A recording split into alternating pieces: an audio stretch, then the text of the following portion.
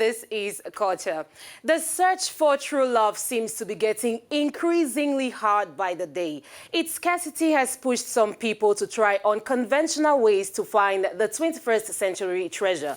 While some have resorted to online dating, asking friends and family for help in finding the one, others have taken to matchmakers. While relationship experts have designed ways to help such singles find their heartbeats, in Kenya there is an application for people who have unsuccessfully tried every other way to find love.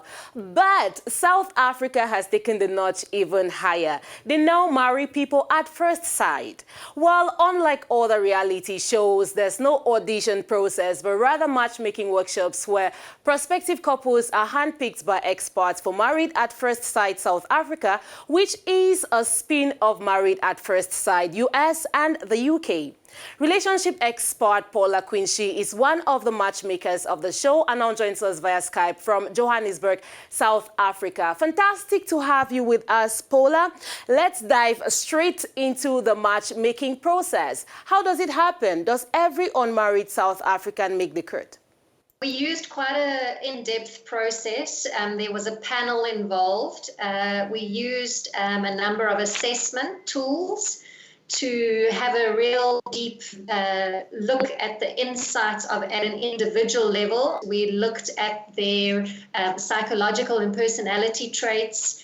We then did a screening process and we excluded those people that we felt were not emotionally ready to be in a relationship. Done a lot of work from a self point of view in terms of self-awareness and relational awareness. We went through the initial criteria of the actual show in terms of age, demographics, previous history in terms of children, and excluded based on that.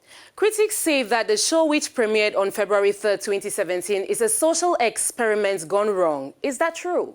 We have not had a huge success rate in South Africa, and that's primarily because our demographics is very different to other parts of the world, and some of those cultural nuances that we have to experience and deal with here and take into consideration here in our country is not necessarily taken into account or forms part of the process in other countries.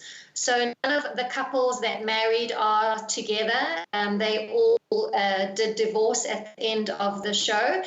So after 2 seasons of the show, what would you advise people who are looking to get married? It's very important to understand what you are going into a relationship with. How well do you know yourself, and at a much deeper level, because often we only look at the superficial stuff.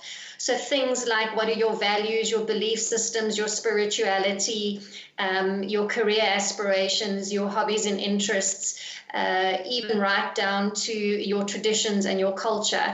And then how are you going to blend that with your prospective partner? How are you going to work through issues that all couples in relationships experience? For example, how are you going to resolve conflict? And I'd encourage all couples to really take the time to get to know someone first before deciding whether this person is for you or not. Well, it's funny how you recommend a considerable amount of time for people to get to know each other well enough before they say I do after marrying people at first sight. Anyways, thanks so much for your time, Paula. Meanwhile, in a country where there is a lobola calculation application, producers of the show said that they were willing to pay the bride price if a couple decided to stay married, but leave the negotiations to both families. And now, couples handpicked by experts do not go on dates. As the title implies, they meet for the very first time at the altar and head thereafter for their honeymoon. Upon their return, they move in together, and 6 weeks later, they have to make the very crucial decision. Will they stay married or will they seek a divorce? The choice is theirs to make. Well, I get it. True love is indeed hard to find nowadays. But quite frankly, I find that a little too adventurous. What about you? Will you marry a total stranger? Let me know on Facebook and on Twitter at Claudia Nsono. A big thank you to you all for watching. Until next time.